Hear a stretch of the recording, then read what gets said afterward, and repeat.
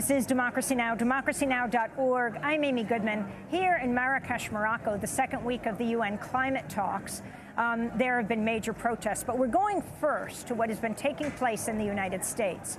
Over the weekend, protests around the world voiced opposition to U.S. President-elect Donald Trump.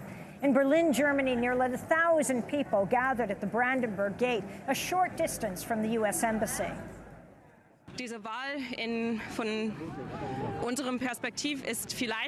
From our perspective, this election is very dangerous because the Trump presidency encourages other nationalistic parties to fight harder and people to give their votes to them.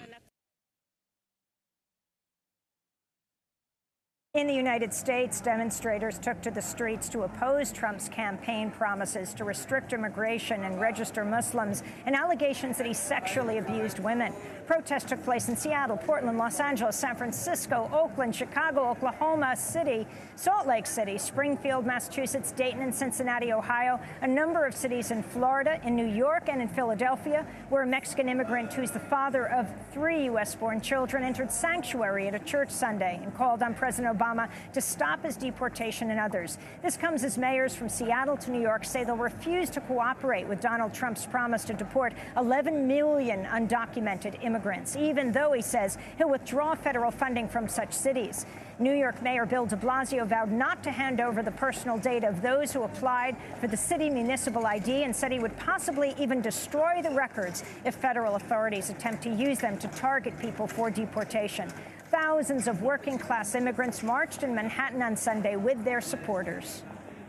I'm here to support everybody, speak for my community that's afraid and they don't know where the country is going. And so together we could come up with a plan on what we can do next. A lot of things that are being talked about and people are trying to reverse the laws that are in place. I'm very concerned about that because I feel that would put our country back. And I feel that we should progress and be inclusive of everybody. Sunday's protests in New York marked the 5th straight day of protests against Trump in his hometown. On Saturday, an estimated 10,000 people marched to Trump Tower on 5th Avenue as he met with his advisors. Democracy Now! Was there. Well, I think protests like this can't achieve anything very practical right now because he doesn't have any policy initiatives on the table. But what I think a protest like this can do is send a message to others in the country who are upset with this new president and also internationally that Americans don't support his racist, sexist agenda. We're going to go back right now to those protests in the street in New York. This is Renee Feltz reporting for Democracy Now! Just outside the iconic Union Square Park. That's a place for centuries people have gathered for protest. There's a protest underway right now against President-elect Trump. Already there's a block full of people next to me. The scene includes many police and barricades that are preventing some of the public from joining the protest. But we've come in and now we're going to talk to people about what Trump's America means to them. I'm Prince. I'm from Philadelphia. I felt that before Trump, America was starting to show signs of a more progressive, a more diversified America, and it made me feel like I had a place in this country. But now with the Trump administration, it makes me feel a little bit more on the edge about where I stand, my status in this country, despite the degree I may hold, despite the position I may hold, and I feel that it's important to show my opposition against that. Jaden from West Orange, New Jersey. I'm a sophomore in high school. As a person of color, it would negatively affect me and most of the people in my life. A friend I know went to high school on Wednesday, and people were saying racial or religious slurs toward Islamic people who go to her school and things like that. It's definitely prevalent. My name is Mari Inoue. I'm with Max, my son.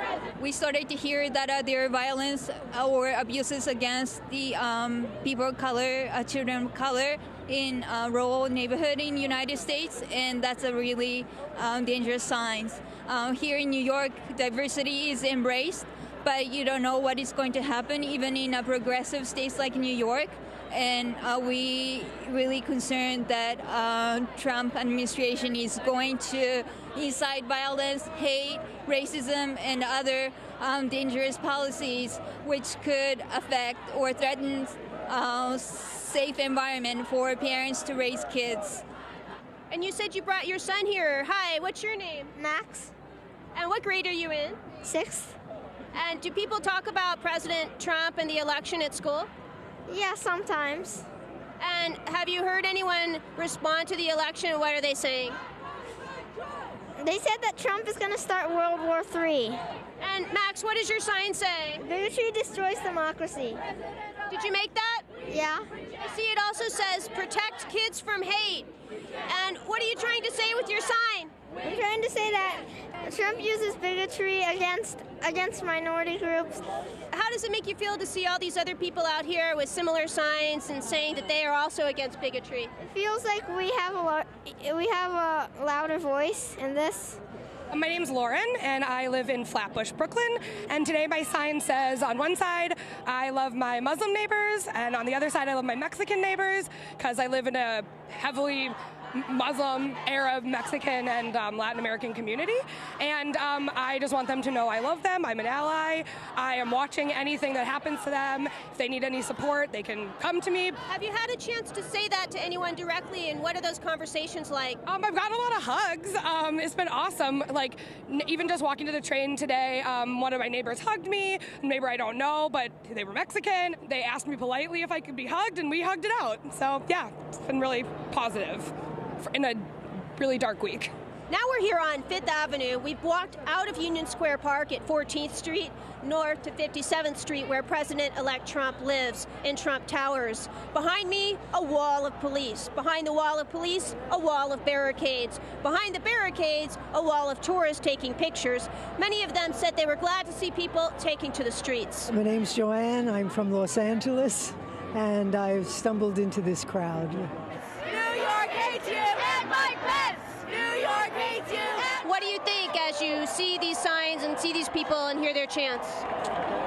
I have mixed feelings about it. He is our president. I didn't want him, but he is our president. I think it's great that these people are here. I think it's great that he knows this, and hopefully he'll pay some attention. Do you have any thoughts on what a Donald Trump presidency and administration is going to mean for you and for people in your life? I think I'm lucky. It probably won't mean very much of anything, because I'm one of the lucky few. Can you elaborate further? I'm a professional. I'm near retire. I am virtually retired. I don't live on Social Security. So, but that doesn't mean that I'm for what he's for. You need to understand that. But I think it's very frightening, and I think it's awful for our country. We reject the president-elect. My name is Marcia Scarnato, and what brought me out here today is I have to protest. I have to protest. I came out in 1957. You came out as a lesbian? I came out as a lesbian in 1957, when it was so bad that gay bashing was a national sport. I was thrown out of high school at 15 years old. I was told I either had to get out of school or go to a psychiatrist. And I said, well, I'm not sick, so I don't need a doctor. And I left school, so they took my education away. And this is what it was like in the 50s, where I'm not going back.